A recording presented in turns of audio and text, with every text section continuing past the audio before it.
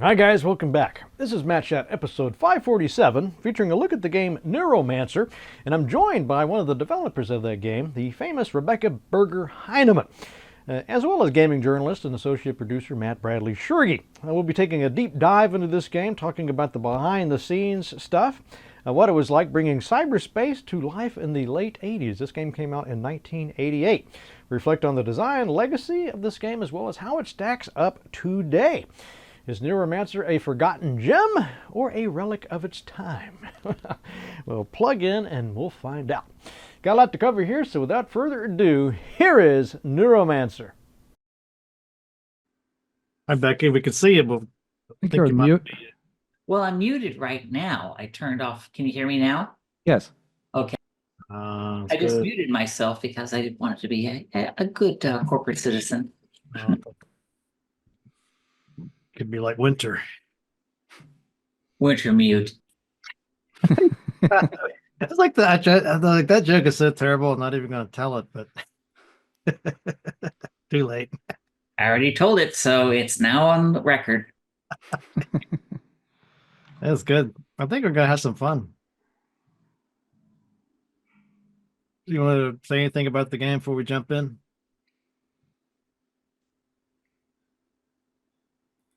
Who, me? No.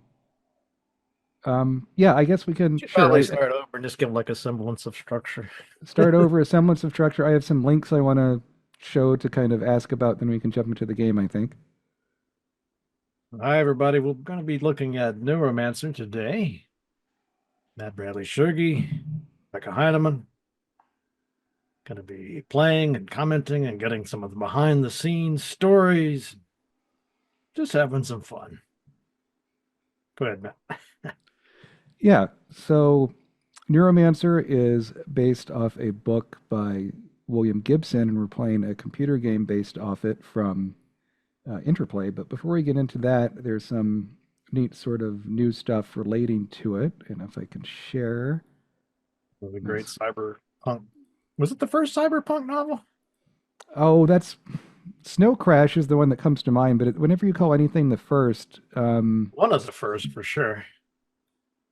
What do you think, Becky?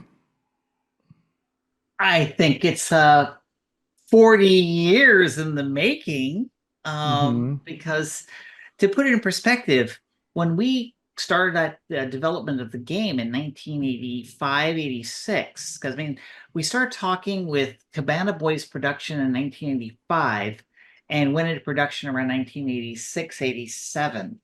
And it was supposed to be a film.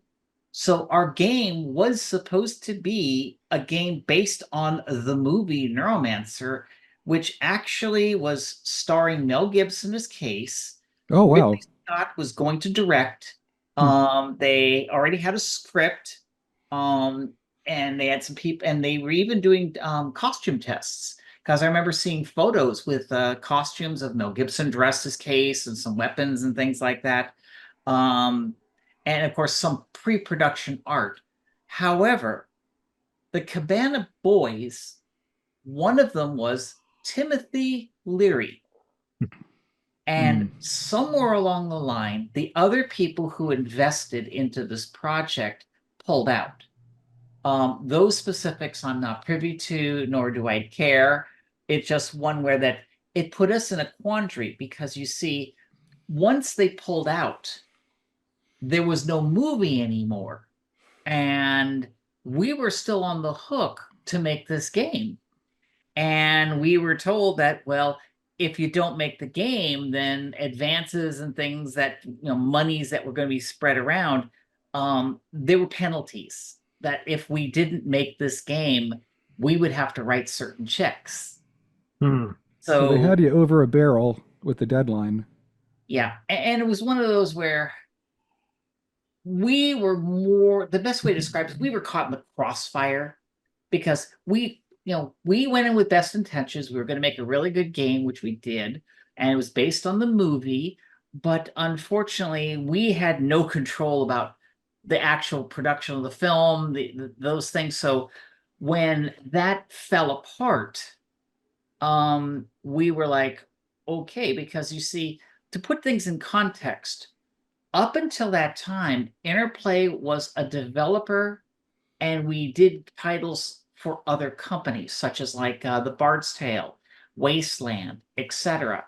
And we had made enough money from The Bard's Tale 3 and Wasteland that we actually could publish our own titles. And what had happened was that we had made a deal with Electronic Arts to do publishing for our earlier games, but when we were going to be being our own publisher, we signed with Activision. And as a result, Electronic Arts got upset with us, and because of it, they refused to let us use the Wasteland and the Bard's Tale trademarks. So we had to kind of make our own games. And now we had 2 games in development. Neuromancer, which we thought was going to be the million-unit seller because it was going to take us to the Hollywood premieres. And and then we had this other little tiny game. You may have heard of it, Battle Chess. Great game. And we thought like Battle Chess is going to sell 10,000, 20,000 units because, it's just a chess game. It's got a little gimmick in it, but the pieces beat each other up. But we thought it was Neuromancer who was going to be our ticket to Lamborghinis. Little did we know it was the other way around. But had Battle Chess not become the big success that it was, we probably would have gone out of business. But Neuromancer itself, we had to change the box to say based on the book. But if you look at the actual box art, it actually says on the box, soon to be a major motion picture from Cabana Boy Productions. And that's on the box. What you have on the screen right here is the actual manual. I'm talking about the box itself. Sure. And they had Devo doing the soundtracks. They did a song called Some Things Never Change, and it was supposed to be a song like the theme song to the movie. And I was able to digitize it and actually put it in the game. Yeah, it's on the back of the art. There's a button marked back. Do you see it says front, back, 31 more? Scroll under the word. There was going to be a movie. Yeah, there we go. Now look at the green box, and it says there, soon to be a major motion picture from Cabana Boy Productions. It's the 4th bullet point. Yep. But it's Cabana Boy Production, not boys. So that's the backstory behind how this game came into creation and why it was. We had a lot of high hopes on this game, but of course, in 1986, 87, while Cyberpunk was kind of making its own, really it was Blade Runner was the film that everybody talked about and so forth. And so we were compared against Blade Runner, even though the story had absolutely nothing to do or even close to what's in Blade Runner. Well, that's interesting what you said there, Becky, a little bit ago about, saying, no, it's technically based on the book or this or that, because a while back for Hardcore Gaming 101, I reviewed the Blade Runner Commodore 64 game. And for legal reasons, since they had to say it was based on the soundtrack album, not the movie. And they had to slightly misspell things like replicants and things to kind of skirt around it. So it's... Hey, I mean, we still see it today. Like there are Marvel games out there in which they can't use the likenesses of the actors. So yes, of course. They kind of look like Robert Downey Jr., but it's not Robert Downey Jr. Those because you'd have to write a check to them. Well, yeah, and the likeness rights. And I worked at a company where we had the Walking Dead IP, and some of even though the graphics looked kind of like Lego people, some of the actors insisted on their model being designed again and again and again to resemble them, even though it was kind of a low fidelity thing. Allegedly, Bruce Willis complained about his sprite for the NES 8-bit game of Hudson Hawk, that he didn't have enough hair. Unfortunately, with my experience in Hollywood, I can actually believe that story. I personally don't have any anecdotes of that nature in this game, because in our case, since the game was done originally for the C64, then the PC and the Apple II GS, I really doubt that Mel Gibson would have any issues about his character being about 8 by 8 pixel size and his skin color is orange. So Um, I do wonder, you said about the music, it was originally meant to be, you know, for the movie that didn't come out. The album it was on was Total Devo, mhm. and Some Things Never Change is on that album. Was this album, do you know if it was meant to be the soundtrack for the Neuromancer movie or? Well, in an alternate timeline, they made the movie and they would have had a composer do the soundtrack, and they would have been at least 2 or 3 sound music tracks on that Singles, yeah. album, and they would have licensed it from Devo to put it onto the soundtrack album. But because the contract never fulfilled, Devo had this song that they composed, and now there's no place to put it, so all the rights revert back to them. So they just simply put it as a cut on one of their albums. Yep, and this album isn't available on iTunes, but on a compilation link I think I sent in the chat, and we can put this to the show notes if you want, Matt. They did have a version of Some Things Never Change on there, which is cool to see. It's a good available. song. I It's a noticed great that song. Dave Warhol was on the sound effects on this game, right? Yeah, on the video game, yes. I've had him on my show before. Mhm. He's a So before we start the game, I want to mention I found this website. It has an interactive code wheel for what came with the game, and I mean, copy protection was a cute, because piracy was really easy to do at the time. what's frankly. that rats on there? It says rats. Yes, it does with a Z. Oh, that's even cooler with a Z. Yeah, you can this do- guy whose name is Rats. He's kind of like a scavenger. Oh, I like him already. Larry Moe, holographics. So when Copy protection. copy protection, I mean, was a big thing, and a lot of games had these code wheels that they would ship with, or they'd have, like with Wasteland, right, the manual where it's like turn to page 156 and you can see the paragraph of text, and some of them would say a lady's in a bubble bath. Oh, you shouldn't be reading this paragraph, right? Yep. Well, I mean, since we were going to be doing the paragraphs anyways, why not have fun with it? Holy joystick. Yeah, we'll see that in Larry Moe, of course, got to have a Three Stooges reference. And The manual's got some great little jokes in it too. what did you notice about the manual, Matt? It's not. Well, first you get some. Oh, you got it there. Okay. Yeah. And it's got some excerpts from the novel. Mm-hmm. And then there's some just little subtle jokes in there. Yeah, I like the BBS part. When Interplay did the manuals, were those done in-house? Crazy Ito's Used Hardware Emporium. Oh, yeah. Well, this one was done in-house because we were publishing this game.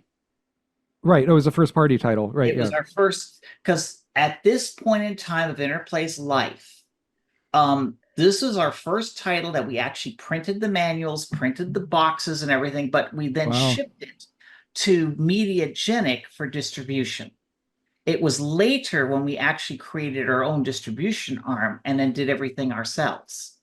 But, as you can imagine, when you start as a developer with only 4 people, we were just doing work for hires. And then we eventually started doing projects for Activision and Electronic Arts, in which we just made the game. Everything else was done, like the manuals, the boxes, the printing, the stuff that was done at first by Activision. Then later on, it was done by Electronic Arts. But of course, there's a fee for that, and it costs us money. And then once we actually had the money to be able to do the printing ourselves, that's when we went to the publication route. And then afterwards, we then standardized our boxes. You may remember the boxes from Interplay with the sleeves over it, with the inner box. That was us trying to figure out how to cut costs because we were doing everything from shipping, distribution, sales, marketing, all that internally. Which meant that, if the game succeeded or failed, it was all on us. Yeah, and the cost of, putting the stuff on diskettes and shipping all the physical things. I mean, I recall reading somewhere when Sierra had a diskette version of Gabriel Knight or Quest for Glory 4. Some of these would be 10 diskettes, and having to print, tens of thousands of these things was a huge cost. Yeah, but then that's why you have a room in the back with 4 or 5 disk duplicators that running morning, noon, and night. Look at page 8. Page 8, yes, sir. The body shop. What about it? Wait, is your page different? There's a section called Life and Death there somewhere. Yeah, you want me to read that? I can read that out loud. Right. A wise philosopher once said, "Death is when your constitution hits 0. Life is anything above that." I don't know. There's a lot of there's a part in here somewhere about a spleen. Oh, you didn't need your spleen anyway. Replacement parts. Yep, you can sell body part organs for money. Yeah, well, in this world of Neuromancer, you could sell your organs on the black market, and then they give you a cheap plastic replacement, and it's a quick way to make some quick cash. People do. And of course, once you earn some money, you can buy your organs back, or at least grow a new one. But for the short term, if you needed cash, do you really need a organic spleen? When you can get a cheap plastic replacement.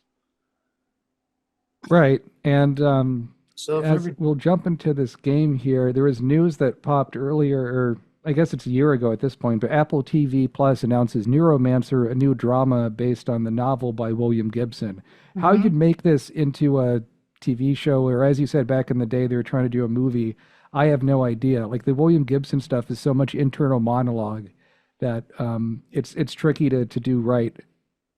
Maybe that was one of the contributing reasons the film didn't get funded. Maybe the people realized that the film they were making didn't have market appeal. But this is me speculating. I have no, But again, the film, had it been made, would have been made with 1986, 87 special effects, acting and stuff. So it'll be on par of the movie Alien and Aliens in visual effects.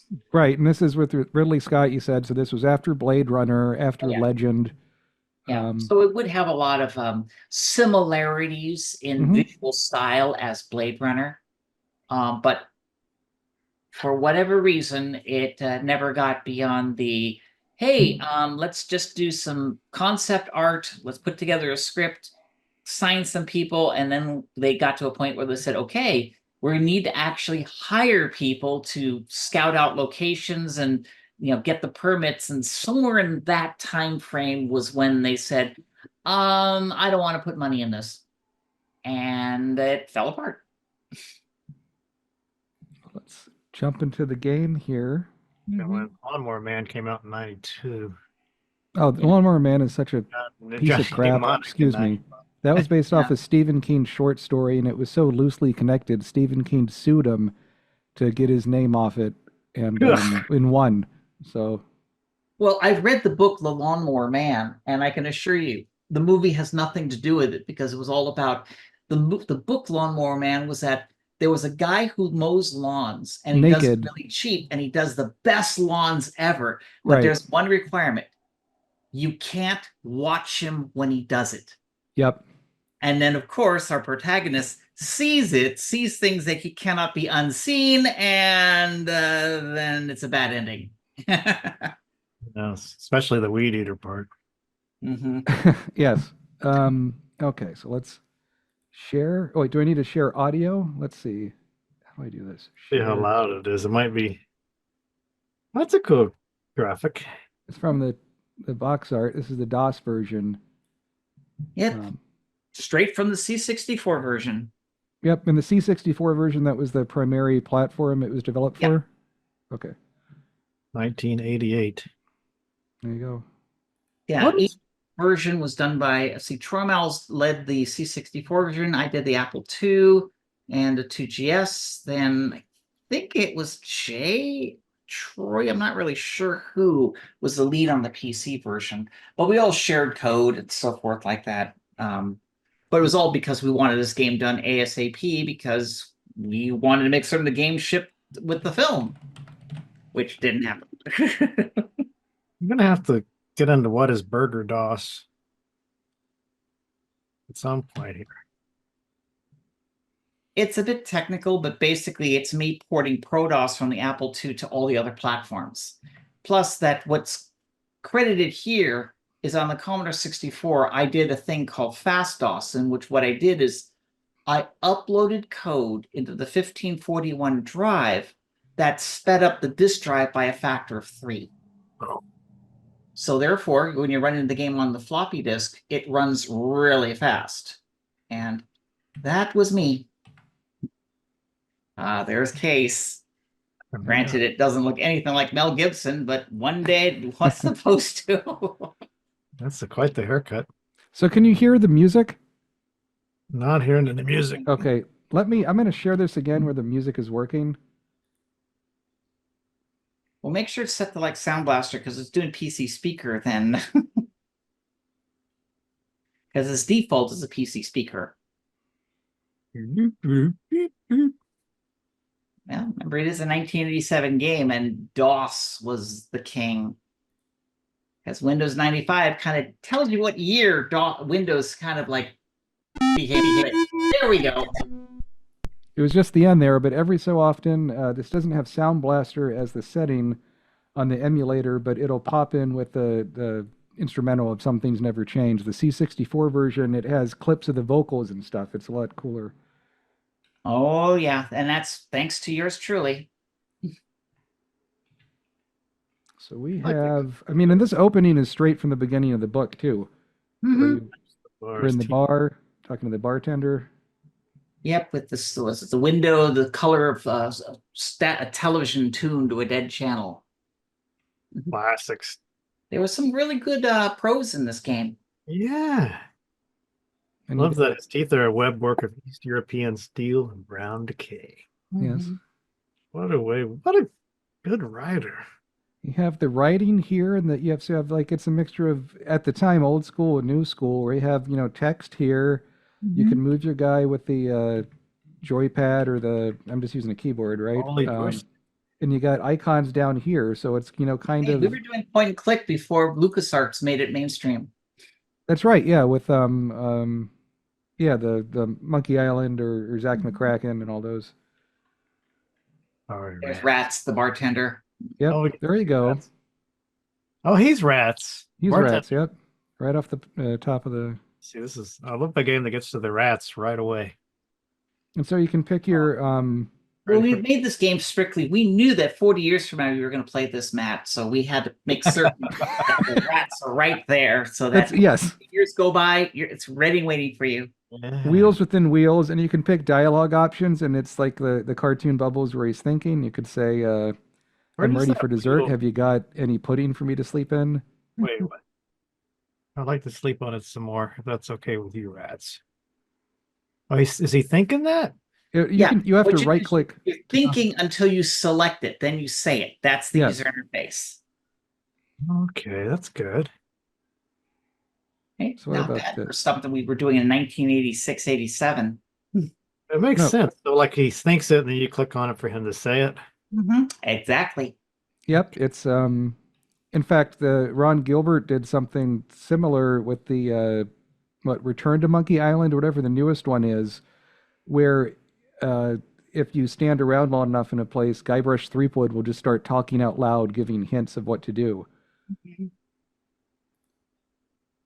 So let's do, how about this? What if I owe it to you, you can trust me? And it went from circles, right, to the triangle thing. Yeah, it was a space balloon. Or did he lose it, or did he pawn it? So he needs to get a cyber deck, right? Is that what they call it? You eventually need to get a cyber deck. That's for the cyberspace sequences. But PAX is basically their idea of an ATM. Ironically, or is it because of Neuromancer why Penny Arcade Expo is called PAX? I Do not know. But then again, PX is Penny Arcade, PA. Yes. At PAX is Penny Arcade Expo. So, but that's one where you better ask the Penny Arcade guys to see if that was inspiring them. I mean, I could easily see them coming up with the word PAX solely because the name of their comic is Penny Arcade Expo. It's like, duh. Yeah. Right. It just struck me just now. Okay. So Hang up, Cyberscom. Mm-hmm. so we'll go to the computer, I don't think I've ever been called Cyberscum before. This is exciting. enter verification code. So this is where I go to the copy protection. Wheel. The is wheel. This is the code wheel. Wheel. Yep. So it's 3 different levels of code wheels. Oh, what is this? Kind of Matt, ironic, all this hacking. in Matt, the game. yeah, Matt Shaw, Emperor Norton. You can't see what I'm doing right now, but And Hitachi Biotech. You need what is it? The software you need to hack through this part? No, all this is that in order to access the public access system, you need to use your code wheel in order to enter in a code, and that's our copy protection. Otherwise, the in-game universe, when you go to a PAX system, it just does a scan of your eye, and that's how it knows it's you. So you don't need to have a code. got it. You know, with video games, we got to put something in there to force you to use the code wheel so that you can pay us money for using this game. And this hits you right off the bat too. So which I appreciate. It's funny, like the theme, all the themes about hacking and bypassing security and Now, one thing you will notice is that this is kind of dated, is that the user interface is more like BBSs of the 80s instead of web pages. If I was to ever reimagine Neuromancer, it would all be websites and stuff, you know, a wholly different web interface, not, you know, 2025 imagined from the 1980s, which we're still using dial-up and BBS text interfaces. bulletin board systems. Those are awesome though. So what BBS did you used to go to back in the day, Matt? We had our own Laugh, Louisiana Amiga User Group Headquarters. Oh, wow. I'm a little bit younger, but yeah, I was in Atlanta and we had one called Index. And Atlanta had a very big hacker scene for whatever reason. I think I was the only one that ever logged into ours. I remember downloading like Apogee shareware games or Layer of the Red Dragon or something, some of those text-based. Yeah. There was some that were on 1-800 numbers that were like government BBS. Oh, yeah? Huh. Yeah, like they were really boring stuff, like small business administration, stuff like that. But so Becky, were you into BBSs pretty early, I imagine, or? I ran Starbase 74. That was mine. And what was the what was the concept behind it? Well, it was based on Star Trek. But of course, there were 2 levels. There was the normal level where people come in, it's all Star Trek Federation stuff, where you do BBSs, and of course, it was all based on Star Trek, the original series, because Next Generation didn't occur yet. But there was the elite section that if you were given access by me, you can get to the hard drive where I had all the newest wares. Wares. Oh, with the Z. Where all the people keep their wares. All the hacker freaker anarchy stuff. Oh yeah, I had the text files. I had download disk images of Apple II software, freaking things, copies of TAP, Technical Assistant Program. It's a newsletter for hacking the phone system, and the logo was Ma Bell's a cheap mother. That's ringing back some memories. So here, right, we have, again, like you said, like the BBS style menu things. So we want to get all the money in our account. First orbital bank of Switzerland. Exit out. And again, you have that humor in there, right? And so now we have to pay the guy. We'll do the inventory, get some credits. This is ahead of its time. Yeah, right. Keep hearing that like these, they've already got robots that can bartend now. in reality. So he says, "Thanks, friend artiste. Shin came by, but he didn't want to interrupt your beauty sleep. He still has your deck." Oh, there's the deck. And now you get to choose what to say again, right? So who you calling an artiste? I have to say, this interface here, even though, so in the LucasArts games, it would have the you would choose from a menu at the bottom, right? 1, 2, 3, 4, what to say. That it does the cartoon bubbles. I think it kind of it brings your eye up, and it's a bit more immersive. You get to see more of the screen and focus on that. Mm-hmm. Anything else come up? I guess we'll do this first one.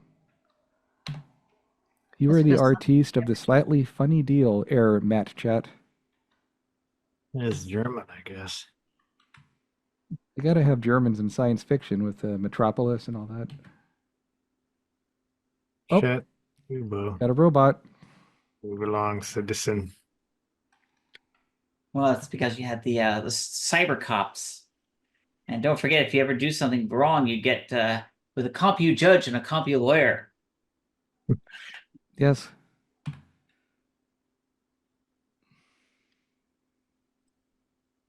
This is the body shop. Let's take a look. That's where you can sell your organs and get cheap plastic replacements for a few bucks. So, I mean, yeah, the humor is really funny. I mean, here, yeah, you're in the body shop. Jars of human internal organs sit in a shelf waiting to be refrigerated. A tall man waits behind the counter with a permanent smile where his lips have been removed. His name tag identifies him as Chin. Can I be of service? Would you like to sell a body part? Which part? Yeah, let's see. I don't think it's select. You can give them your brain. You could. Let's see what happens, I guess. Hardly used. Brain. Yes, I'd love to sell you a portion of my humanity. That's nice too. I mean, and so it's using the limited colors because it's the graphics, but you still it's enough that it draws your eye with the different color scheme. You can still get an idea. I mean, yeah, because we hadn't gone to VGA yet in that year. I think VGA started happening about 2 years later, but because Neuromancer only sold okay. It really didn't warrant us to do either a sequel or a remaster. You know, I was reading that it got really some great recognition in computer gaming world. Mm-hmm. Like the top game of the year. I mean, Mule. Everybody raves about Mule, but it didn't sell worth anything. Oh, we played. We probably had a pirated copy. And so did everybody else with Neuromancer. Oh, I mean, you mentioned Battle Chess. My family my dad had just started work at a company, and he had a desktop to telecommute sometimes, and he's like, oh, they have all these free games at work, and one of them was a pirated copy of Battle Chess. So I suppose I'm paying for it all these years later, but okay. So they have a need for the following body parts. I got my copy.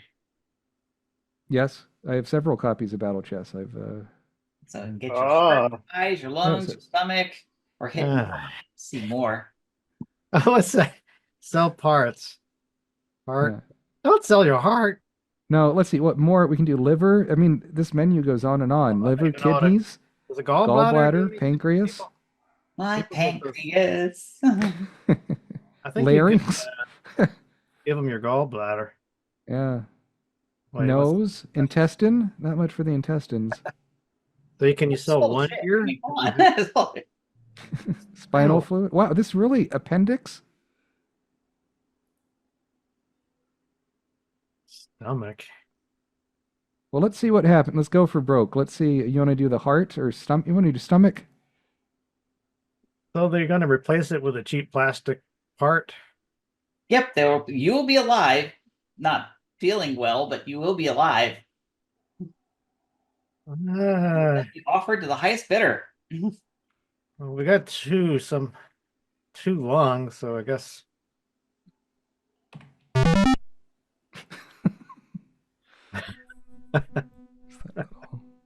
Enjoy your cheap plastic replacement. You just ripped it right out. Yeah. He doesn't look very happy now. No, and Microsoft. Gonna walk through here. We have to find a pawn shop, I guess. Did you see the sign? We can see what this is. Might as well explore. Microsoft's. We got some time. Microsoft's. This is it. What is it? It's a software store. Oh, so this is the PC speaker version of the Devo song.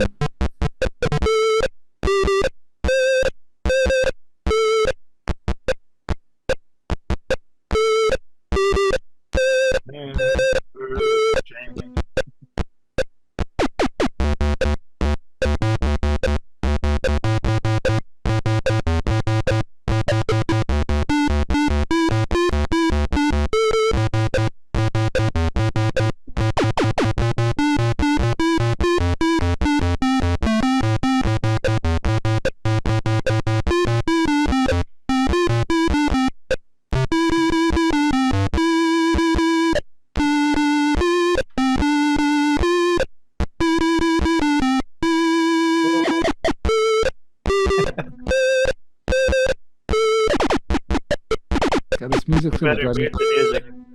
Yeah, it stops in a second and then it starts again in another 20 minutes or something.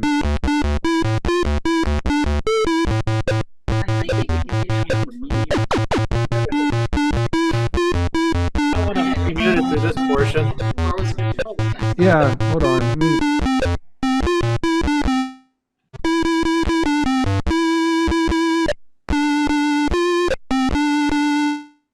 Did it more?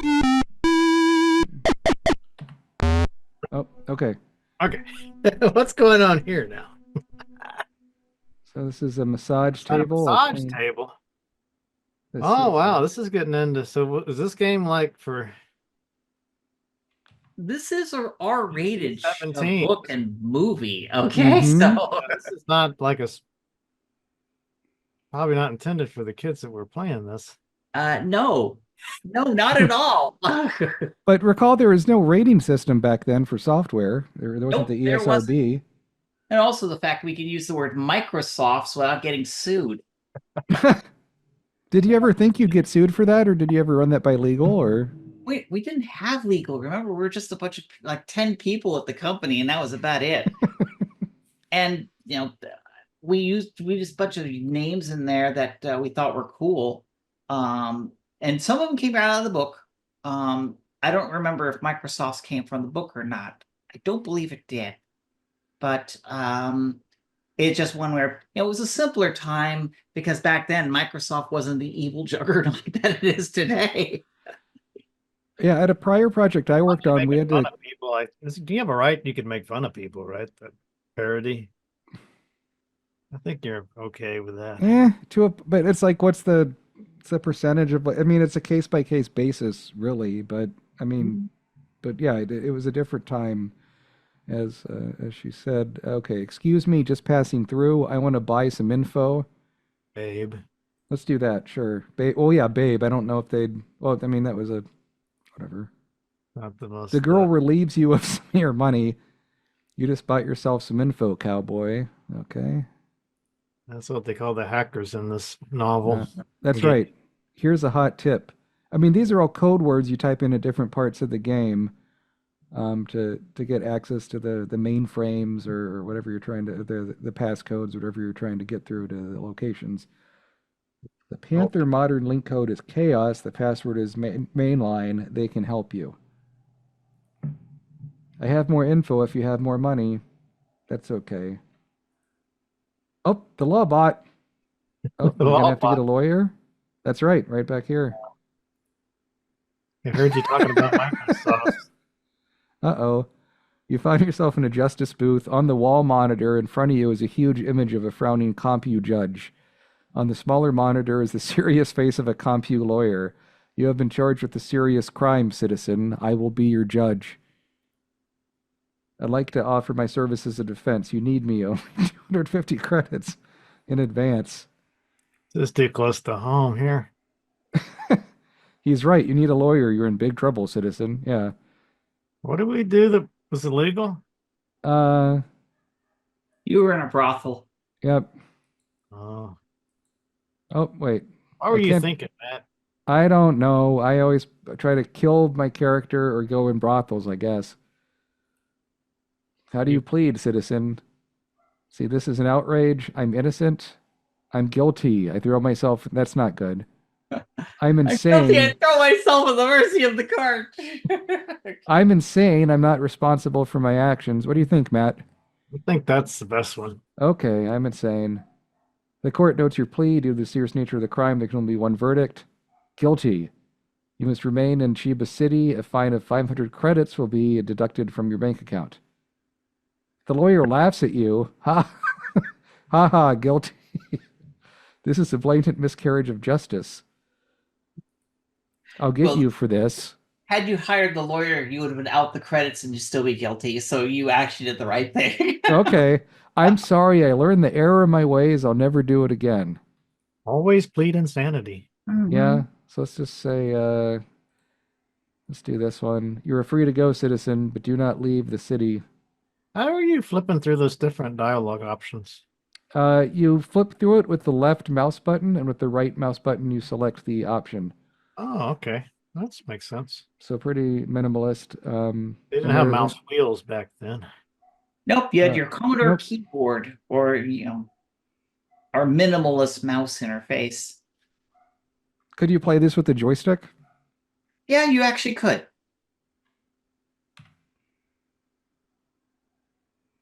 Not that it's much enjoyable. I mean, the game really was designed for a keyboard mouse, mostly keyboard.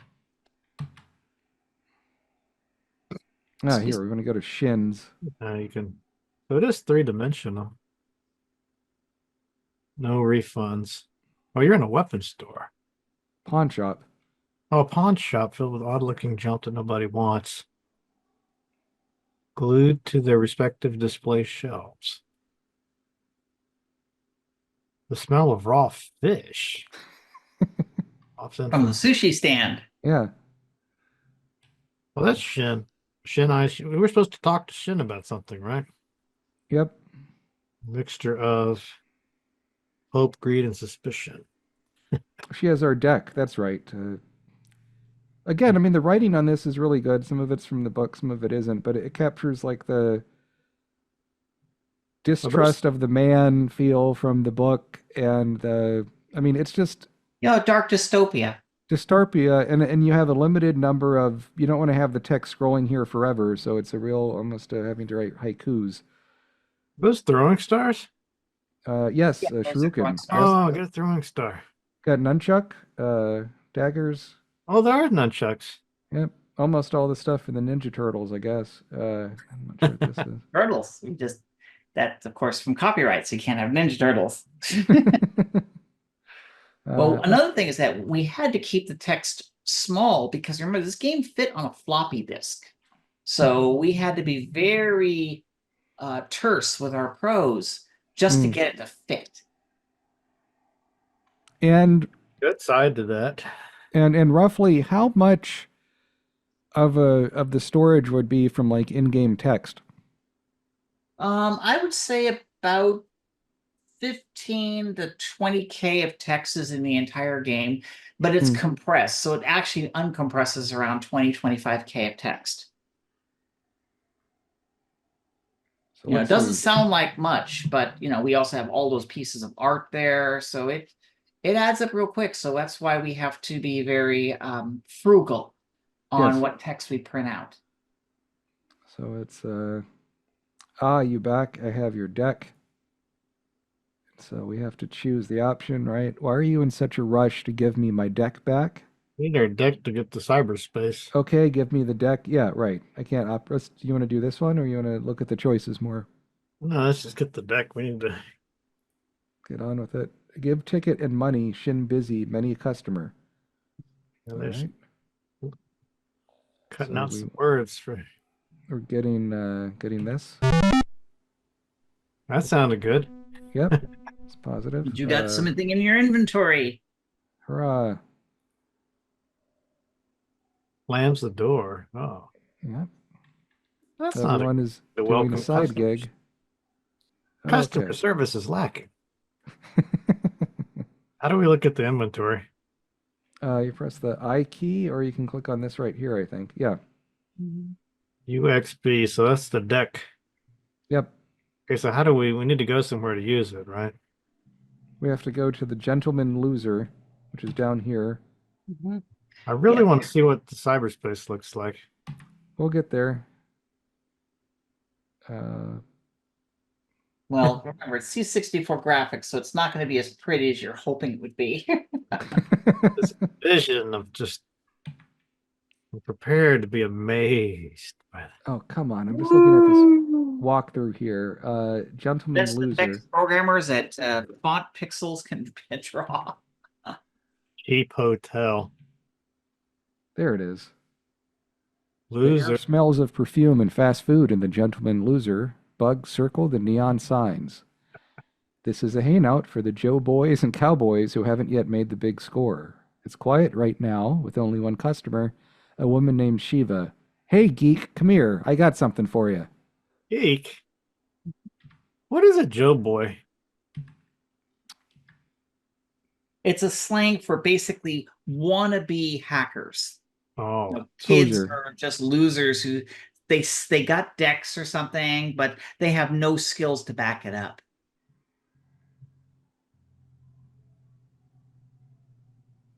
Just looking at this walkthrough. Okay. maybe you should see what Shiva wants to give you. Yep. Whatever it Never is. mind. Oh, it's not good. Call them rodents. It's not contagious. What else do we Some have? adult humor in this. Yeah, later I've got biz to attend to right now, so we'll do that first one. Anonymous was here earlier. If you're a friend of his, you know what I've got for you. Wow, that's ahead of its time. A social disease? Is it smaller? That's very British. Is it smaller than a bread box? It's a naughty joke. Animal, vegetable, or mineral? I don't get Ah, the bread box. Was that a joke? Yeah, it's a joke referring to anatomy. Bread box. That one's over my head. You must be referring to the blank, blank, blank. What are we supposed to? What? Let's see. Still getting. Is that like censored out? What do we? I don't know. Let's see. Do you have to fill it in? Oh, you have to fill it in. Oh, Hmm. that's clever. Yep. So we don't So know what what it is is. referring to the It's referring to actually. something else. So get lost. Wait, you kicked Wilson? me out? Let's go back in. Cheap hotel. I think we just use the I got something for you. It's a venereal disease. Geez, I don't think we want that. No, so it's Back to the body shop. we have to go to the jack and then put the UXB and yeah, okay. You have what's to this? jack your deck in. Right. Yep. Okay. Operate Right. item. Operate. You gotta- Comlink, it's just there's your Comlink software. 1.0, and you can update the software. Okay, the link code is cheapo. Cheapo. Do we know if this game had a hint guide at the time? Yeah, there was a hint guide that was given out, but I don't think it was a book. I think it was just like a text file. Oh, and it's counting down your money as you're online, so that's Hey, Okay. better than sleeping in the streets. Enter the password, yes. right. And the password is cockroach. Got level 2 access. Know that. I'm just looking at a walkthrough. Peter.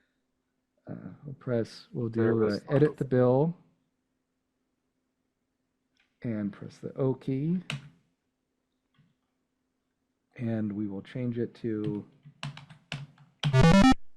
so we don't have to so we get to pay the bill with nothing. Basically, we lied about our money. Yep, because you're a hacker. That's right.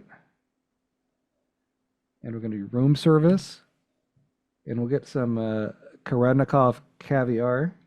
Okay. Sounds tasty. Saki. And then we'll exit. What is it? Oh, just click on it, exit. And what else does walkthrough say? Local things to do. Oh, but is this counting down? It's charging us money by the minute. Um, all right, so we're going to go back and edit the bill yet again and change what's on the account to 1,200, so we don't have to pay anything.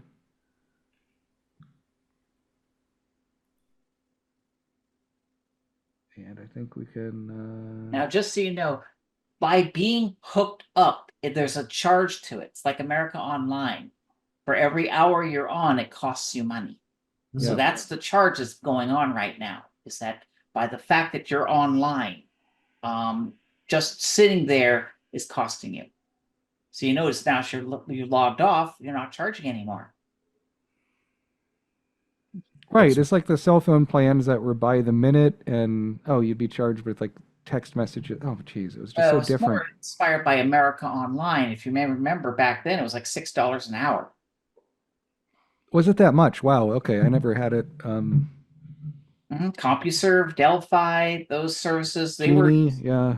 anywhere from $6 to $12 an hour. So Jeez. Some big bills, Mm-hmm. there were big bills. especially if you're playing that Neverwinter Nights or something like that. Yeah, or what? A buddy of mine had the Sierra Online thing where it was really ahead of its time. You could play a lot of games and stuff, but I guess he didn't tell his mom that it cost money or something, so she got a bill for like hundreds of dollars. Mm. And now you understand where that concept came from. Sign of the times. Of course, nowadays it's like, it's $12 a month for your World of Warcraft, so it's a lot more economical. Right, where you had the 1-900 numbers back in the day. That was another thing that charged you by the minute. $2.99 for the first minute, 1.99 each additional minute. Yeah. Well, also contemporary, there's the things like, what was it called? Ashley Madison, where they're Yes. trying to get you to get at a fair. And the way it works is that girls are free to contact you, but for you to contact them, you have to buy credits for messages. And they had a bunch of bots that tried to get you just to talk to them. So you kept spending money to stay online, and that's how they made their actual money. So did William Gibson ever use Ashley Madison? That's the real question. He probably used AOL. All right, and that's bad enough. America on hold. Can you even still use America Online for the internet? Yeah, it's still available. You can actually go on there and download the software, and it will still run. Really? Yep. Because there are a lot of people out there, like in rural areas of the United States, where they don't have broadband, so they still have to use a dial-up to get in the inner tubes. Yeah, and it's more than you would think, too, come to think of it. Yeah. Okay, so we're in the cheap hotel. Again, some of these funny descriptions. White fiberglass coffins serve as the rooms, stacked like surplus Godzilla teeth. Your coffin is number 92, 3 meters long with a noble hatch at the end. There's also a PAX booth here. I'm just going in here to get my caviar. But I mean, again, this is something from science fiction that became real. We have the capsule hotels in Japan. Yep.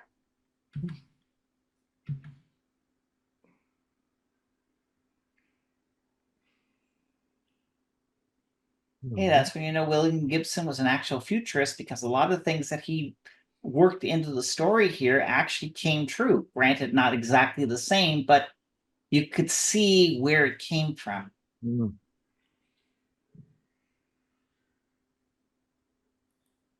I would hate to sleep in a place like that. I do not want to do no, I don't want to do this. What? Ugh. We can look at the bulletin board, I guess. What is this? You can look at messages. I mean, so all this attention to detail. Oh, so F. Fargo that's a Brian Fargo reference, I imagine. Yep. His name's actually F. Brian Fargo. I did Brian not know is that. his Okay. name. You still owe me 2,000 credits. Will I have to sell your Lunds to get it? It's probably a real message that he sent. Probably. No comment. Very good. All right. Like- Crazy Edo. So what are some of these icons? We got skills. We don't have that yet. A lot of this is the hacker stuff. That's like the chip stuff. We should probably save the game would be a good idea.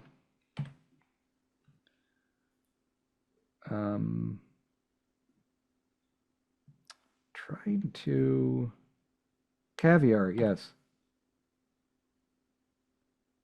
Operate item, I guess. I don't know what's going to happen. Maybe you're gonna spawn some fish. I don't know. I don't know. Yeah. You operate. Give item. I just want to take it. I guess that's what that did. Okay. And then if we look at inventory. No. Okay. I gave it to something. Oh, whoops. Okay. Let's just keep going. It takes a bit of time till you can get into the internet. I think there's cyberspace. Was that like not too much later? It takes some. Yeah, you have to like upgrade the comlink versions and something like that. Let's see. Hotel. Crazy Ito's place. Let's explore. But I mean, even though it has the limited color palette, you get the dystopian stuff with the blues. What is this? It looks good. Yeah, I mean these. A narrow what is this? A narrow canyon of impacted scrap and metro holographics where you meet Finn, the owner, whose head looks like it was designed in a wind tunnel. Okay, so hey kid, you need chips or software? I got new stuff from the Bridge and Tunnel kids in Jersey. So are we looking for hot again with the Z? I mean, that was of its time, right? Wares, softwares. Softwares, everything ended with a Z. Yes, a Z or a K or something. Yeah. I'm looking. So we got that as a choice. I'm just browsing right now. I need a scan. Let's look and see what's in the software. You want software, you got software. Nice.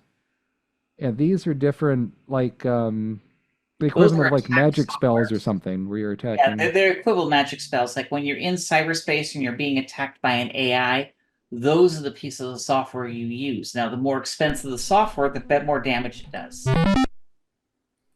Better get the probe. Get to the probe, sure. With the comm link. And we've already spent half our money, but okay. You gotta... Yeah, there's some grinding in the beginning where you're doing stuff to... What am I doing here? Show holographics. Yeah, but look how good a job they did with like making that look grimy and... Right, the walk cycle looks good. Trash can. I think it's... Oh, this is the House of Pong. This is funny.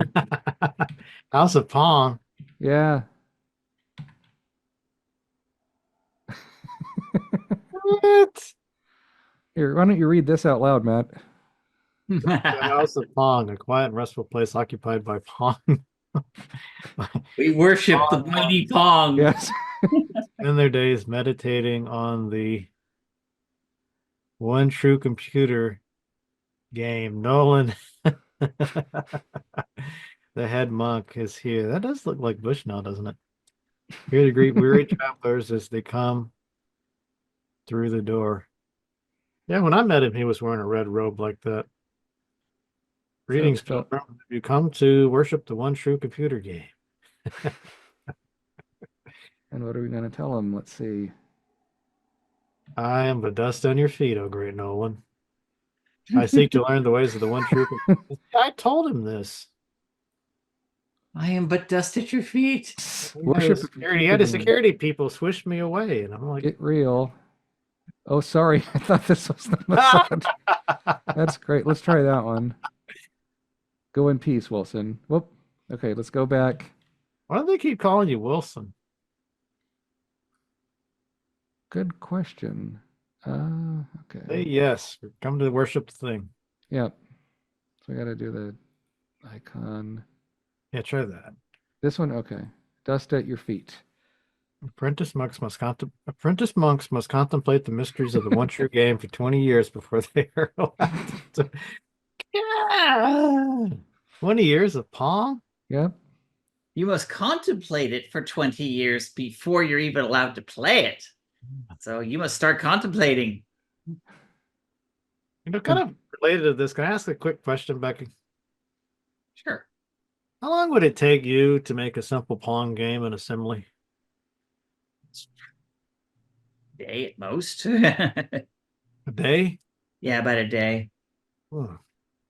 Most of the code is just a setup, setting up DirectX, starting it going, getting the display going. Once that's up and running, then it's just a matter of blank the screen, read the 2 paddles, and then that's it. I think that I want at some point do a little hobby project just to see if I could figure out how to do that. Just for fun, Well, I think Matt, you should get one of those old books, like 100 QBasic games or whatever, and try to code one of those and see what bugs you find in the source. They had posted up a Commodore VIC-20 balloon program where the balloon was floating across the screen. And even that, I'm like, wow, peek, poke. Yeah, but that's just activating the sprites. The hardware is doing the actual drawing. So all you're doing is just enabling a sprite and setting the X and Y coordinates. That's pretty much all you're doing. Well, even that, I was like, I'd have to spend some time figuring out how this works. And then they're like, well, if you think that's hard, you should try assembly. Okay, anyway. Game, yours, okay. So what do we need? We can't spend 20 years. 20 years or You're ready. Oh, that's a good reference. It didn't take me, wait. It didn't take me that long to play Wasteland. Subtle plug. Yeah, that's a very Lucas. Plug in your products. That's right. That's a very Lucasfilm thing to do. Lucas. It is. 20 years, I see. That's a bit longer than I planned to wait. Okay, let's do this one. Then you are obviously unworthy of an apprenticeship with the House of Pong. Good day. Better do the other option. You are unworthy. I think you have to give him something to show that you're worthy. I don't think we can get... Maybe a quarter? Okay, so if we do this... Okay. Just tell him you've done it for 20 Wait, years. no, now I did the wrong thing. Damn it. Okay. Let's keep going. But I mean, yeah, that is a kind of an open world where you can explore things and you get, these different cultures. Some's Japanese, some isn't. This is Asano computing. It's here, Ono Sendai Samurai 7. Gleaming new cyberdecks line the display shelves, beckoning. I have the best of every... Oh. So we talk to him. What's the cheapest deck you carry? I'm just browsing right now. Why does Crazy Ito call you a pig? If we ask about the cheapest deck, cheapest, the blue light special, but you don't want one of those. Consider a real man's deck, like an Ono Sendai. Blue lights. So the UXB, I think, is the one that we have. You can I think that's a Kmart reference. Yeah, blue light special, blue light special. Yeah, the Hikigaru. I don't know what that means in Japanese. Gaijin, it's foreign. I mean, this is, a lot more money than we have right now. The damn PC speaker music. Okay, I just stopped the music, so we'll go back in. That's the hose. Asano's. Yeah, get the cheapest. I think we should probably get the cheapest one anyway. Let's see what happens, yeah. Get the blue lights. Do we have enough to get the blue light special? We do. Yes, we can do it. Okay, now we just have 1635 left. Blue light special. But that might be worse than what we have. So it's in the inventory, we have blue light special and UXB. And if we go back, well, let's keep exploring. Oh, nope. Okay.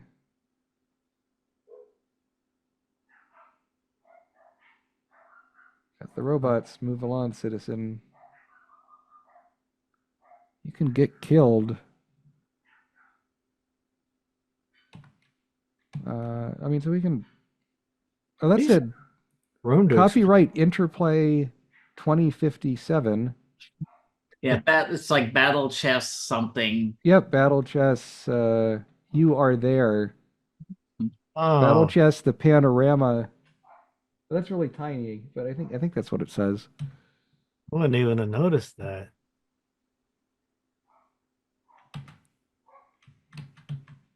Clever use of the split screen or whatever you call that. Yep.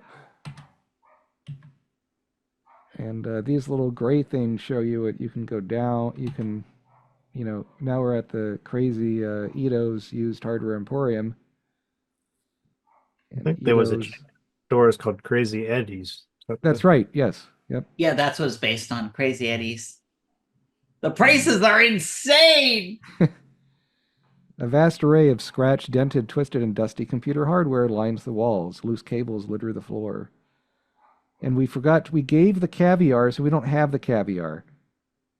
Yeah, dude, bring me some caviar. Oh, so is that one of those things where I shouldn't have. I pushed the wrong button. Did I say that? Sorry, I guess I'm not thinking too clearly. I spent the night sleeping in spaghetti. Get your own caviar. Go squeeze a sturgeon. I'm no delivery boy. he's a sturgeon? Did I say that? Okay, so we can. What if we try this? Like a Maybe we'll get. surgeon. You having a rough day or something? For a can of caviar, you can get Comlink 2.0. It's a great software. Any interest you in hardware? My prices are better than that pig Asano can do.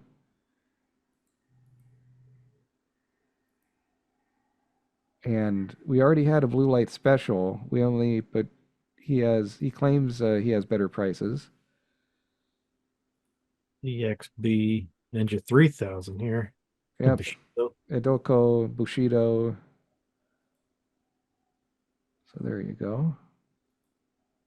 Come back again. So we need to get caviar and go back to that guy. But I mean, all What does the it get caviar for? he wants the caviar so you can get Comlink 2.0, and then you can use that to get more of the software.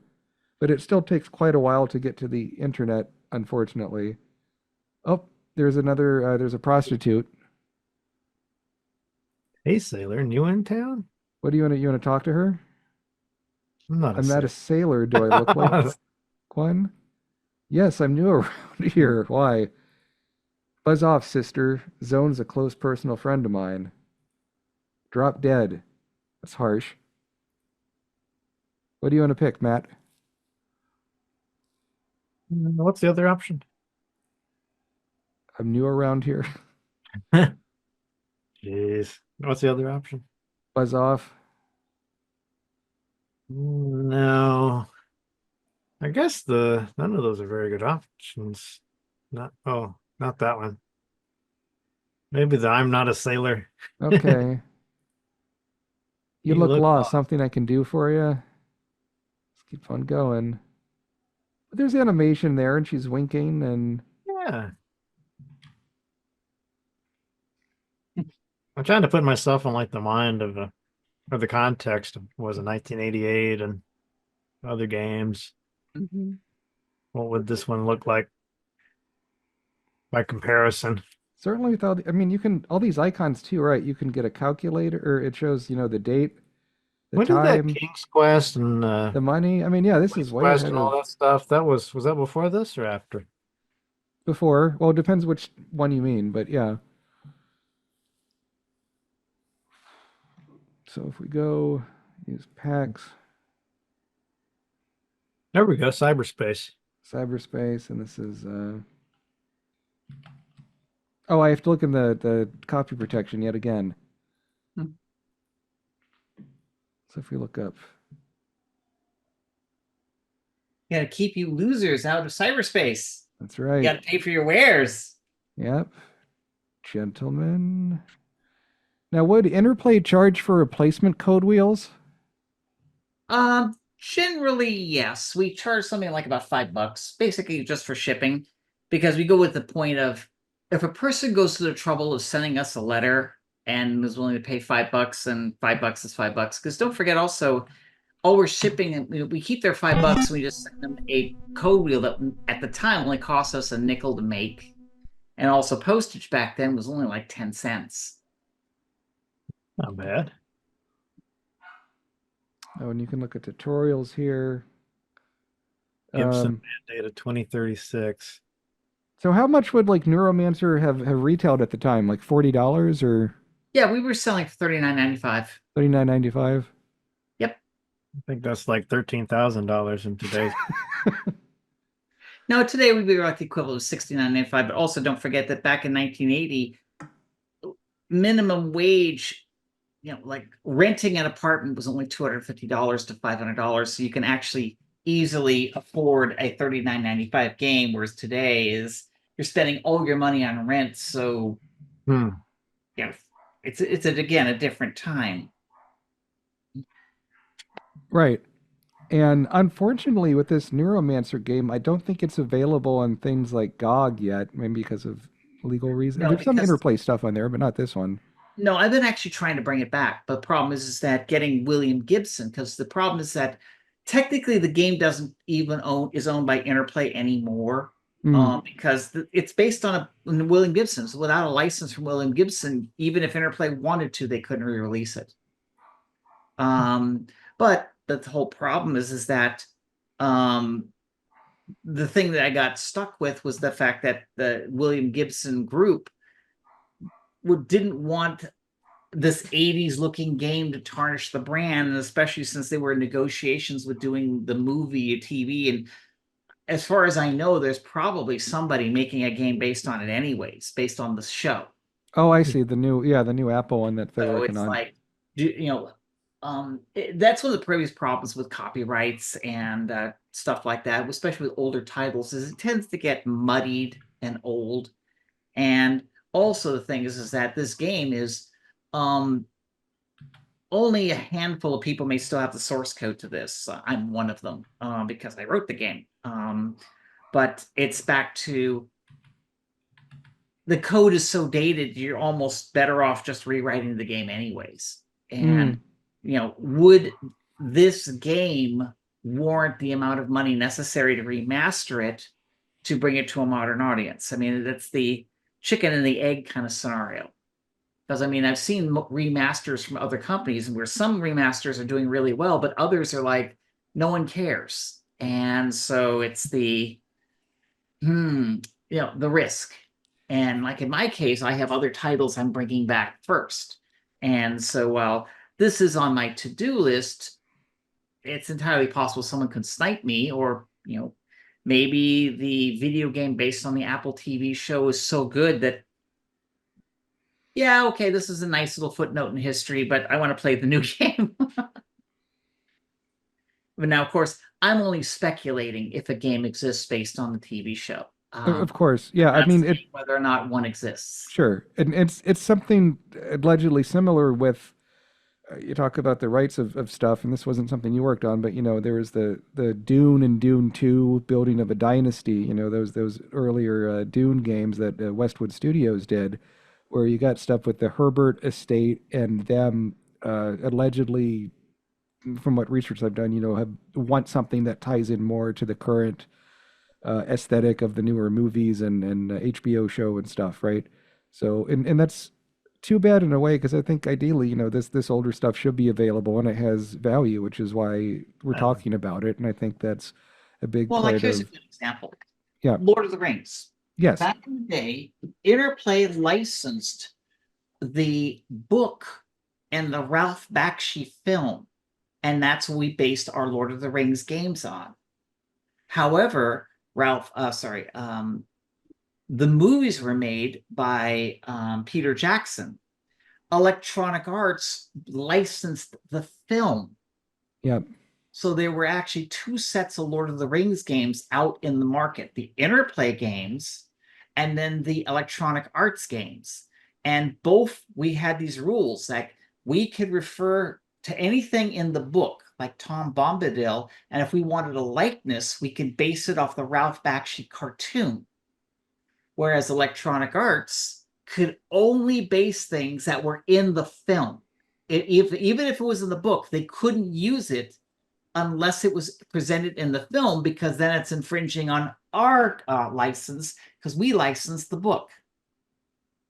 And that's where it gets ugly real quick. And there was many conversations about design here and there, about what we can and cannot do. And then, of course, you get another thing like we licensed from Paramount Pictures Star Trek. And Right. we did the game 25th anniversary. Was it 25th or Judgment Rights? I don't know which one it was, but we had the character Trelane. And Trelane is a character from Star Trek. It was like he was in the first season, kind of like a Q. When we presented the script to Paramount Pictures, they said, "Oh, you can't use Trelane because we can't have godlike beings." It's like, but it's in the show. Yeah, that would have been in Judgment Rights, and when I for my book Star Trek Video Games: An Unofficial Guide to the Final Frontier, I interviewed Michael A. Stackpole, who is a writer and designer on that. He also worked on this, I think, according to the credits. Did a lot of stuff with Interplay back then, Wasteland and stuff. But he mentioned, yeah, it was Judgment Rights. Paramount loosened up a bit, but even then, it was still challenging to work with. The limited work I did with the Walking Dead on a project. Mm-hmm. We had the license for the AMC TV show, but not the comic book. And I think one of them said like the animal's eyes had to be red, and the other one said the animal's eyes weren't affected if they were infected by the virus, the zombie virus. Like it gets super, super specific. So it's tricky with licensed stuff. Gotta love licensing. Yeah. And herein is why Neuromancer is one of those games where it would be nice to bring it back, but it would require somebody who has some money to throw around in order to secure all the rights from all the different rights holders to bring it back. And of course, because it is a vintage title, there is zero guarantee that the person investing the money will get it back. So really, it's a matter of, does somebody want to throw a bunch of money into the fireplace in the hopes you might get some back solely so at least Neuromancer is available again? Right. I like here we have a Salvador Dali, the clock reference. Yeah, I was looking at the The clock persistence of time. and are running down. We can talk to A this running guy. clock. Maybe looking there's at- like some millionaire who grew up loving this game and Right, yeah. willing to fund it. Okay, my friends tell me someone is trying to kill me. Heard anything? But it says here he has a gun pointed at me under his desk, and it says it's not always easy to know who your friends are, is it? I haven't heard anything about it. Let's see if you can get yourself killed. Yeah, that'll be a good way to end the this. impression he's got a gun pointed at you. Yep. He doesn't necessarily have a gun. It's just a flavor test to give you how you don't trust this guy because he's the kind of guy that you would expect to be holding a gun pointing at you.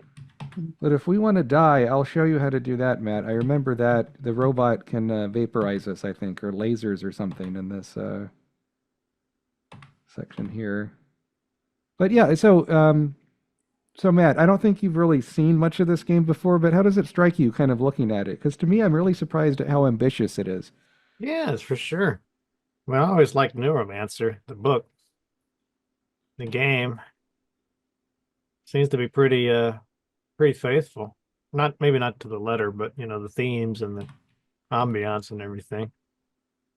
Hey, it's a product of the time, and I'm quite proud of the work that we were able to produce with what we had. So yeah, I think I can get us killed here. Let's see, a maximum security gate that blocks our entrance to Chiba City. Kudasai. I haven't. My Japanese is bad. I think that means by which company are you employed? So we see the laser gate right there. So we're going to talk to Mr. Robot. We're going to say, I'm a volunteer for Hitachi Biotech. Sorry, I just stumbled in here by mistake. And when it's like this, you can type in an answer. Yep, that's right. Okay. So what do you want to pick? I guess let's lie. Let's say Hitachi Biotech. This is not a Hitachi volunteer day. Come back tomorrow. But if we go back... Kill me, Mr. Robot. I think if I just walk into this, I'll get vaporized. Microsoft's. Yeah, let's see. What are you doing? I don't know. It's like cola can. You always had Coca-Cola references. Try Interplay. Oh yeah, let's try that. It's a good one. You appear to be lost. That company is not in the Chiba high-tech zone. Okay. Well, what's your walkthrough tell you? I should go back and take a look at it. I think we have to go back and get the... Oh, let's see. Like, it's a maximum security Yeah, gate. maximum security gate. No. I see. Oh, I see. So we'll do the... Okay. That's enter as a Hitachi volunteer. Do Must not be doing Hasaka. something right. Nope, I don't want... Nope, that's not what I meant. Come on. You got to come back at a certain day or something. No, no, no. I got the thing to type in. It's I work Hosaka. for Saka. Oh, but I'm not list. You have to hack into it, say your name of the company, and okay. I You don't have think to we'll add get- yourself to the company Yeah, list. yeah, to the No roster. hacking. Come on, that's how hacking works. That's how hacking works. But I mean, I think we've done a good demonstration of the game here. Yeah. We didn't get to your cyberspace, but That's Well, the hard people part want this about game, send me messages on oldschool.com. Send me a message to let me know if there's actually interest in this, and I'll see if I could somehow beg and plead to get this game back. well, Gibson's still around. yeah, Well, we yeah, could. I mean, it's not impossible, but it's just a matter of to do it requires effort. And at least I'd like to have a warm fuzzy to know that is there even a market for this game? If there is one, then sure. If there isn't, well, then yeah, I wouldn't mind it. But if I'm the only person who's going to play the game, then there's no point. Do you know if William Gibson, if he got to play the game or what he thought of it? I know he liked it, but that was like 40 years ago. I Right. have myself a copy of Neuromancer, the book that he signed, that he gave me back in 1987. Awesome. Let's see if I can find it. I think on that note, I think we've, yeah, if you can find it. I found, I was recently visiting my mom's basement in Atlanta, Georgia, and I found the first video game book I ever read as a kid. Hmm. Here it is. You want to see that? This is How to Win at Nintendo Games 4 by Jeff Rovin. I think this is a later printing. I'm not really sure. Pretty sure I got one of those. But, And it's what's crazy is this is a hint guide that it's an unofficial guide. It's all text. So it says like move to the right, jump on the mushroom, move. It's sort of absurdist. But okay, so you found your signed copy. That's awesome of Neuromancer. 1984. This is a reprint. A 1980. reprint. Okay. So, my Branks, The Inventor of Ice, John Sterling, Chiba City Blues. And there's the first sentence. The sky above the port was a color of television tuned to a dead channel. Huh. Classic stuff. Oh, this poor book. So yellowed. I like the fact that it still has on the back the catalog saying, send us $1.50 to Oh, buy. sure. Yeah. Right. For the But, catalog yeah. or the. It's a 1988 printing, so it's definitely not a first printing. But I thought I'd read somewhere where Timothy Leary was talking to him about the game and he said he liked it. well, Timothy Leary was the one we were doing the movie deal with. So Something came up. I don't remember all the details. I do remember that Devo, I think, had heard the version of the song and liked it. Which that makes a lot of sense that they would be doing the soundtrack for this game. Well, they're originally supposed to be doing the soundtrack to the movie, at least had a big hand in it. Because Oh. don't forget, years later, Mark Mothersbaugh, the lead singer of Devo, basically went into a career of making movie soundtracks. Mhm. So he was already testing the waters even back then. Didn't we do another game? Because I also remember he did parts of the soundtrack for Heavy Metal. And Yeah. there was a couple other movies. He did the theme song to Rugrats. It's not a lot of Dr. Detroit, I think, is another one of his. that Dan Aykroyd. Yeah. Smart Patrol. The Adventures of the Smart Patrol. That ring any bells? No. Wasn't it a game? Yeah, it's a video game, CD-ROM game. Hmm. You want me to show you? Sure. A second here. Let me. Oops. Talk amongst yourselves. I think I'll turn my camera so you can see my cat sleeping on top of my desktop. Oh. Okay, here it is.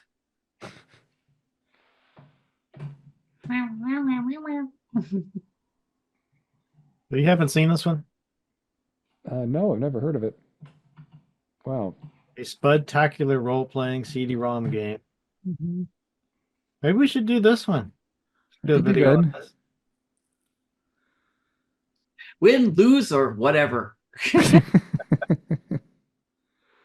Hey, it's written right there on the box. So That's right. Hard to argue with that. I always thought I heard a fun story about Mark Mothersbaugh. So apparently he had listened to Weird Al Yankovic's song, Dare to be stupid. Dare to be Stupid. And Yeah. they said, what do you think of this? And apparently he cried and he's like, that's just the best Devo song I've ever heard. I'm so jealous. I just thought that was so awesome. yeah, when I first heard the song, I actually thought he was parodying an actual Devo song until I realized no, it's an original composition. Yeah, it could actually be a Devo song. It could. I bet he's played with Mark Mothersbaugh on occasion. I mean, he's been doing a lot of live tours lately. He hasn't had an out, but I've seen Weird Al Yankovic live a few times, and it's a great show. He does a lot of costume changes. A wide variety of people in the audience too. You know, you got like grandparents taking their grandkids for some of these things, so that's cool to see. I got to see him when he came to the state fair here one year. That was cool. I think does he still do all those costume changes? Maybe did a less than he bunch used to, for but this. he still does a bunch. Yeah. I mean, that insane amount of work. Apparently he just loves the touring experience though. He must, because he's got a new tour. He's Yeah, still I doing was- it. Wow. Yeah. Oh, that he's not coming to Minnesota though. I I don't think mean, he's it's not like he needs the money, so No, he's he doesn't. It's fun. yeah, good. I mean, if you love what you do. What do you think? It's about good time to wrap it up. I think so. Well, thanks, Matt and Becky. Hey, thanks for the invite. No, thank you so much. This was fun, and it's I think it's a I game think it's not a gonna lot of become people. a regular little mini feature thing, you know. Yeah, like yeah. do these. I'll have to make a list of more interplay games or it could be not interplay stuff too if you wanted. We could do battle chess, and that'd be Yeah, I fun. think battle chess is. You and Becky could play chess. Oh, I like. Yeah, and can you make? Will that work? There must be a way to get I it to bet play she would win. multiplayer. I'll put money right now on Becky. Yes. No. Easy. I am not that good at chess. No, Okay, I'm great at writing a chess algorithm, but I will say I would probably score really, really low against chess champions. They would wipe the floor with me. So I'm just going to set the bar right there. I used to think I was pretty good because I could always beat my brothers, no problem. But then I got on Yahoo Chess. Oh man. I never could beat anybody. Mm-mm. Nobody. I always had a theory that they were playing with like Chess Master in the background. Some of them are actually. There's no way I could be beaten that many times. I'm just kidding. I'm sure I sucked. All right. All right. So Call it a night. Thanks again, everybody. Yep. Thanks so much. take care, everybody. Peace out. Bye.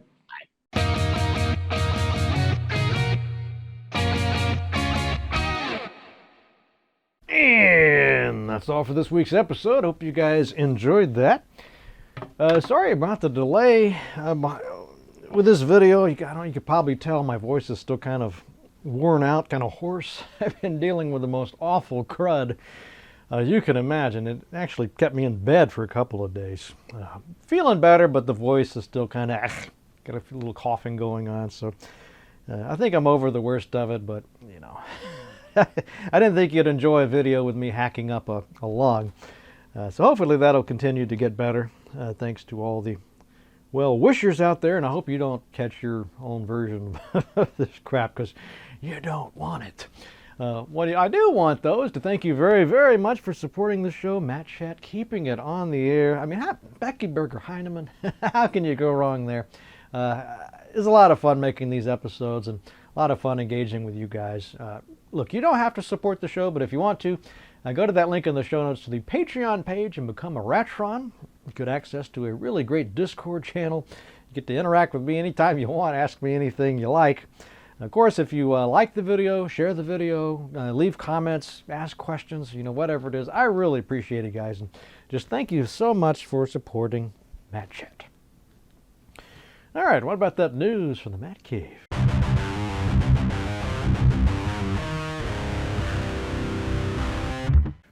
I got a lot of news to cover here. You can, of course, read all about it on the Discord channel I was just telling you about. Snap Snapper, Miko, and the gang. A lot of great folks there posting news items all the time, as well as discussing it. But anyway, here are some of the headlines. A bit of sad stuff to start off with. We've got Stefan Peak has passed away, very unfortunately, at the age of only 59. Now, if you don't know the name, you probably know some of his work. He worked on Dune. He was a composer behind the Dune game. Really great soundtrack. Lost Eden, Mega Race, as well as Atlantis, The Lost Hells. He was a pioneer of electronic and world music and retired from the industry in 1998. Okay, he made a long-awaited return in 2023 with a remastered Dune Spice Opera. So, that's sad news, but on the other hand, what a legacy. So some fabulous work, but he will be missed, of course.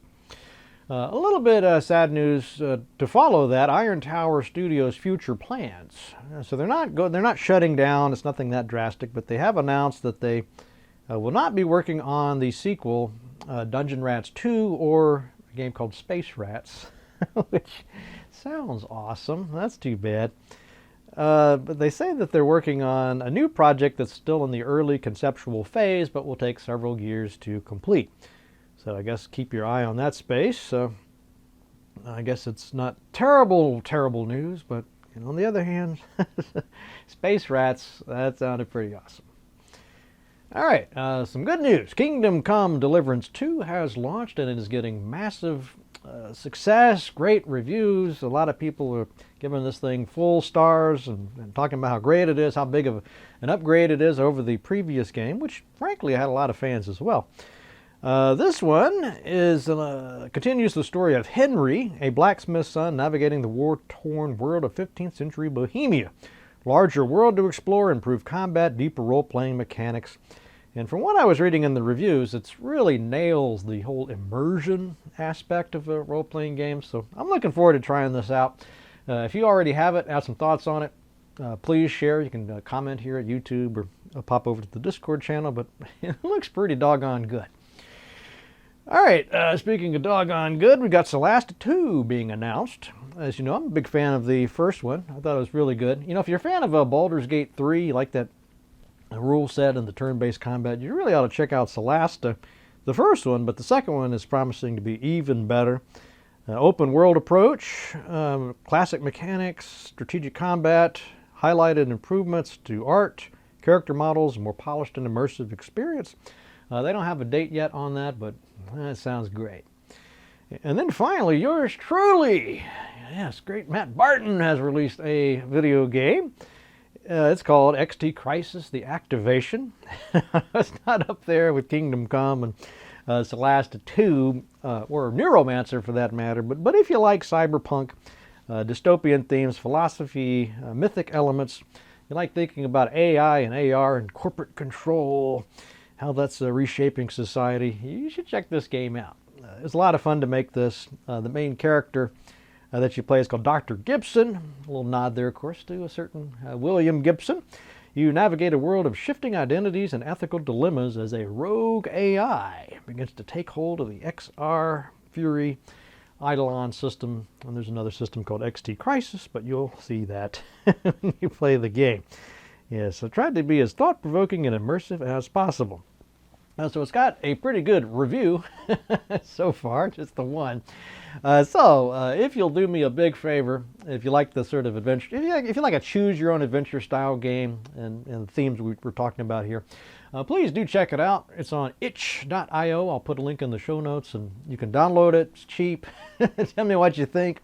If you want to post a review, man, I would be just eternally grateful to you for doing that, and because it really helped get the word out. I mean, it's really hard to get any kind of attention at all for a game like this, but again, I think you'll enjoy it, so give it a chance.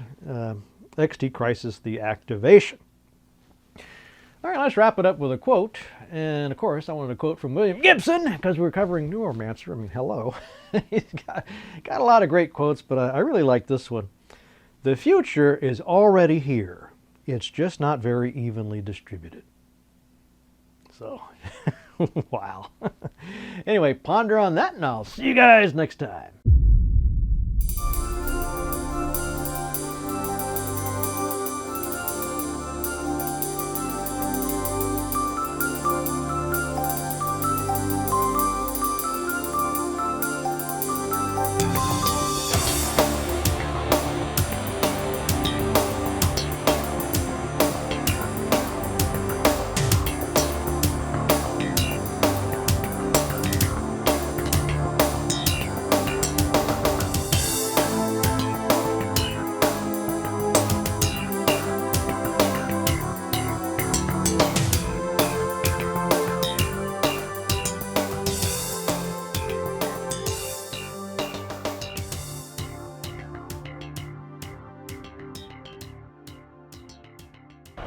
I have a 3-inch version of you on my shelf.